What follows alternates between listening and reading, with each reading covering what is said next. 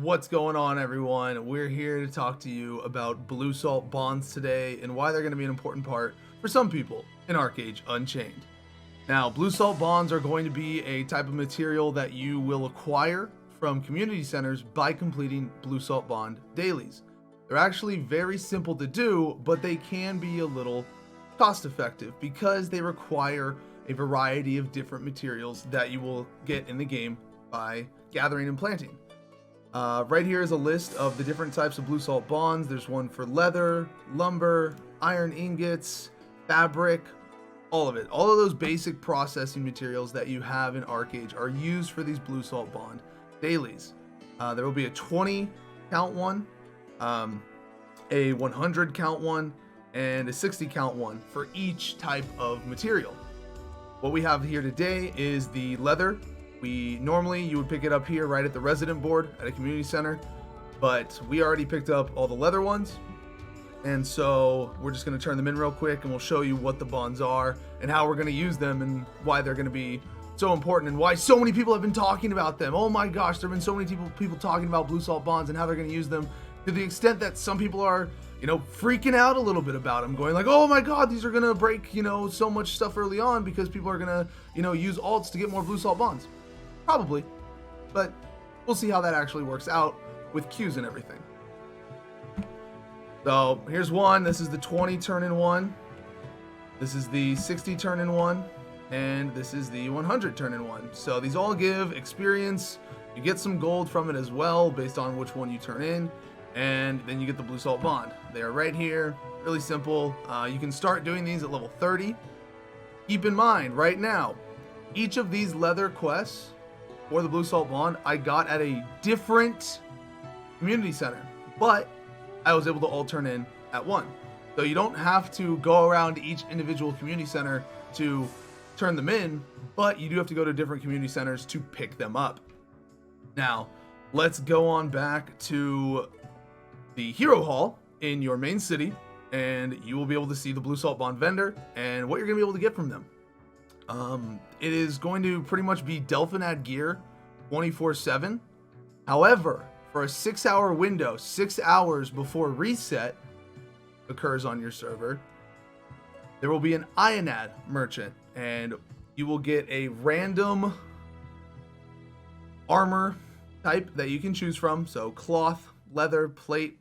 You don't know which one it'll be. In fact, I don't think the merchant is even up right now.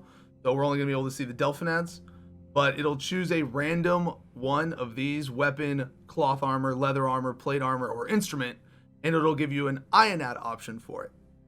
So since we're DPS, we'll take a look at leather.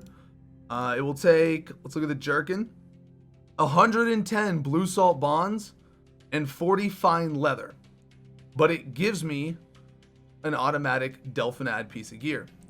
Now for the Ionad equivalent, it's going to be 210 Bluesalt bonds, so almost double, and 70 fine leather. So again, almost double there. So it is a lot more expensive, but you are getting that guaranteed Ionad. I imagine a lot of people will early on take Haram, and they will stock up their Bluesalt bonds and then eventually switch to Ionad, and then progress into Aranor from there for some people. Long-term goals. Depends on what you want to go for the really long-term duration. Haram is going to be much better early on because you're going to be able to get it right away. However, everybody's going to be running around with these really big, beefy Haram T3 weapons probably by the second week. So your armor itself isn't going to be that prevalent. But, long-term, just depends on what you want to do. The other thing that is about this is that the crafting system changes a little bit in 6.0. We've gotten on Korean client, and it's a bit of a different process now for crafting. You don't go through Illustrious Mag, Epherium, Delph, Ionad anymore to do all that stuff. It's a little more direct. They cut out Magnificent in the process, and it looks like Illustrious in the process as well. And now you just go from starter piece to Epherium. So it's going to be a little different, and it looks like there's a bit of a synthing process involved now instead of regrading. So the play might be to go for a combined mix of doing Bluesalt bonds and directly crafting. Also, I should mention that each piece is worth a different amount of bonds. So as you can see here, these are worth 80 Bluesalt bonds. These are worth 60 Bluesalt bonds. It depends on the piece of gear. They're all not going to be worth the same amount. Just, you know, the jerkin is going to be your most expensive because it's, you know, the piece with the most stats on it. But overall, guys, that's how Bluesalt bonds work. That's why they're important, and that's why you have heard so many people talking about using them for gearing. It allows you to get gear without going through Haram dailies. If you want to go that route, it's just going to take you a little more time. But again, we have to wait and see for PTS to see how the new crafting system is going to work and how much of a role that will play in people's gearing methods come Unchained.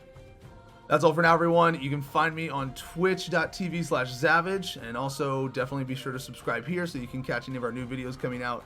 I hope this was informative for a lot of you and let you know about how Bluesalt bonds work and why people are, you know, so interested in them. But you all have a good one, and I'll catch you later.